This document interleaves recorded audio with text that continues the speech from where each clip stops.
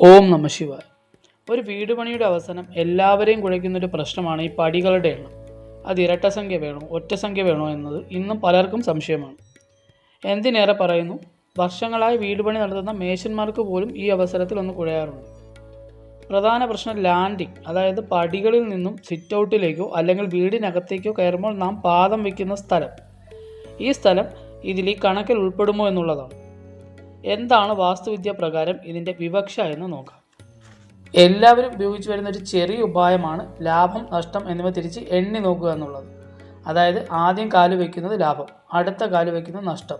ഇങ്ങനെ എണ്ണി sit ഔട്ടിലേക്കോ sit out ഇല്ലാത്തവർക്ക് വീടിനകത്തേക്കോ വയ്ക്കുന്ന കാല് അത് ലാഭം വരുന്ന രീതിയിൽ പണിയുക. അതായത് ആ വയ്ക്കുന്ന കാല് ലാഭം വരുന്ന രീതിയിൽ പണിയുക എന്നത് ഇത് ശരിയായ രീതിയാണോ എന്ന് ചോദിച്ചാൽ ആണ് എന്ന് തന്നെ പറയാം. ഇങ്ങനെ എണ്ണി നോക്കി പടി വെച്ചാൽ വാസ്തുശാസ്ത്രപ്രകാരം ശരിയായി തന്നെ വരും. പക്ഷേ ഇതിൻ്റെ അടിസ്ഥാനം ഈ ലാഭനഷ്ട കണക്കല്ല എന്നുള്ളത് മാത്രം. വലതുകാൽ വെച്ച് കയറുക എന്നത് ഹിന്ദു ശാസ്ത്രപ്രകാരം വളരെ പ്രാധാന്യമുള്ള ഒന്നാണെന്ന് നമുക്കറിയാം. ഏതൊരു ശുഭകാര്യത്തിനും വലതുകാൽ വെച്ച് കയറുക എന്നുള്ളതാണ്. വിവാഹം കഴിഞ്ഞ ദമ്പതികളോട് ആരതി ഒഴിഞ്ഞ ശേഷം വലതുകാൽ വെച്ച് അകത്തേക്ക് കയറൂ എന്ന് പറയുന്നത് ഇതുകൊണ്ടാണ്. ഈ തത്വം തന്നെയാണ് വാസ്തുശാസ്ത്രപ്രകാരം ഇവിടെയും കണക്കായെടുക്കുന്നത്. വീടിനുള്ളിലേക്ക് അല്ലെങ്കിൽ സിറ്റ് ഔട്ടിലേക്ക് വയ്ക്കുന്ന കാൽ വലതുകാലായിരിക്കണം. ആ ഒരു കണക്ക് ശരിയായി വരുന്നതിന് വേണ്ടിയാണ് ഇങ്ങനെ ചെയ്തിരിക്കുന്നത്. ശാസ്ത്രപ്രകാരം ഈ പറയുന്ന ലാഭനഷ്ടത്തിനെ ആയം വ്യയം എന്നിങ്ങനെ പറയപ്പെടും. ആയം എന്നാൽ ഉയർച്ചയെന്നും വ്യയം എന്നാൽ താഴ്ചയെന്നുമാണ് അർത്ഥം.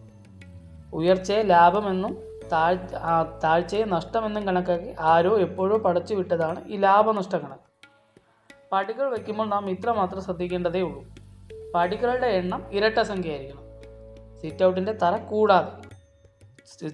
തറ കൂടാതെയാണ് ഈ കണക്ക്. അതായത് പടികളുടെ എണ്ണത്തോടൊപ്പം സിറ്റ് ഔട്ടിൻ്റെ ഫ്ലോറും കൂടി ചേർത്താൽ ഒറ്റ സംഖ്യയാണ് വരേണ്ടത്. പടികളുടെ മാത്രം എണ്ണം ഒരിക്കലും ഒറ്റ സംഖ്യയാകാൻ പാടില്ല താനും. 2 4 ഒക്കെ ആകാം, എന്നാൽ 1 3 ആകാൻ പാടില്ല പടികളുടെ എണ്ണം. നേരത്തെ പറഞ്ഞ കണക്കനുസരിച്ച് 2 പടികളുള്ളൊരു വീടിൻ്റെ കണക്ക് നോക്കാം. ആദ്യ പടിയിൽ വലതുകാൽ വയ്ക്കുമ്പോൾ അതിനെ ആയം അഥവാ ഉയർച്ചയായും, രണ്ടാമത്തെ പടിയിൽ ഇടതുകാൽ വയ്ക്കുമ്പോൾ അത് വ്യയം അഥവാ താഴ്ചയായും, പിന്നീട് വീണ്ടും വലതുകാൽ നാം വയ്ക്കുന്നത് സിറ്റ് ഔട്ടിൻ്റെ ഫ്ലോറിലോ സിറ്റ് ഔട്ട് ഇല്ലാത്തവർക്ക് വീടിനകത്തോ ആകും. അത് ആയം അഥവാ ഉയർച്ചയായി വന്നു ഭവിക്കും. ഭൂമിയിൽ നിന്നല്ല കയറുന്നത്, ഭൂമി കൂട്ടേണ്ടതിൻ്റെ ആവശ്യകത ഉണ്ടോ എന്നുള്ളത്. ശാസ്ത്രപ്രകാരം ഭൂമിയെ കണക്കാക്കേണ്ടതില്ല. വീടിൻ്റെ ഭാഗമായ പടികളിൽ ചവിട്ടുന്ന തൊട്ടുള്ള കണക്കിൻ്റെ ആവശ്യമേ ഉള്ളൂ എന്നാണ് ശാസ്ത്രം പറയുന്നത്.